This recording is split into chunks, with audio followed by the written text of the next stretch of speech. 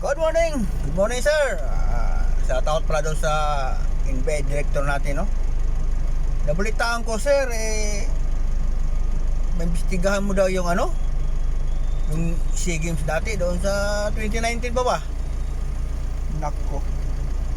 Sa akin walang problema yon. Kung mayroon namang anomalya, okay lang imbestigahan yon, no? SEA Games dati sa 2019, karaan pa, matagal, 2019. Okay lang yun kung mayroon anomalya, pero sa akin lang kasi, sir, matibag. Mas unahin natin dapat ang imbestigahan. Dapat mag-imbestiga rin kayo, ba, no? Doon sa flood control project. Kasi billions yun di ba? 500 billion, dami.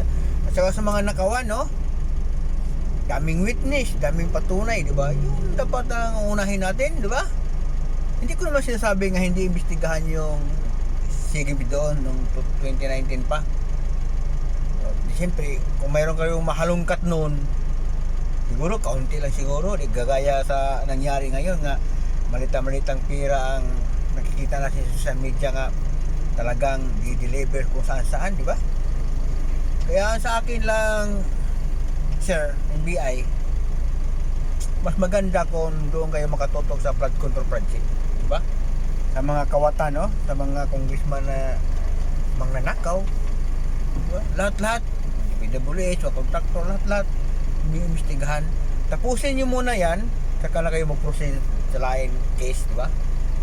Kasi pag hindi pa tapos yung flood control project, tapos diretso kayo doon, punta muna kayo doon sa may 2019 pa, ilang years na yon, parang mga tao hindi masaya sa ganun diba? Mas masaya ang taong bayan kung ma-solve na talaga yung flood control project, kasi yan talagang pinaka ayaw ng taong bayan, dahil palagi nila maalala mga trahedya sa mga baha, di ba? Tuwing umuulan, naalala nila nga laki ng gastos nito sa gobyerno natin, pero ito binabaha pa rin tayo, di ba? Gumaganyan talaga yan, Sir Matibag, di ba? Kaya ang payo ko sa iyo, Sir Matibag, ang imbestigahan mo yung flood control project, yung mga kawatan, para matuwa yung taong bayan. Kasi hindi masyado matuwa ang taong bayan doon sa doon sa SEA Games na 2019 pa, iniimbestigahan mo yun, hindi matuwa. Alam naman natin kung anong pinakamalaking issue ngayon, Sir Matibag, ang flood control project talaga, di ba? Kinakailangan talaga ma-solve na yan, maparusahan na yan kung sino man mga malaking isda niyan, sino ba nagpakalat niyan, no? Yan talaga ang pinaka magandang gawin natin. Dapat focus tayo doon sa flood control project. Huwag tayo mag-focus sa iba. Di ba?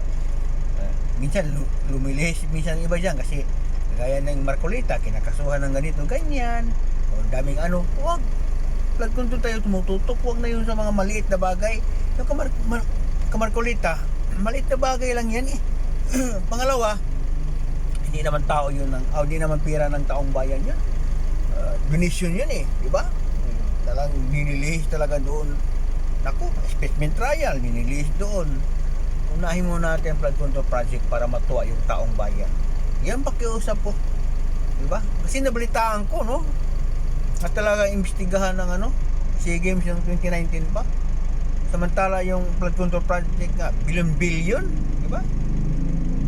Doon sa SEA Games, kung mayroon man kayong mahalungkat doon, siguro hindi yan tapat sa flood control project na 500 billion, no? Plus mga ninanakaw pa dyan, may mga insertion pa dyan, di ba? Marami talaga.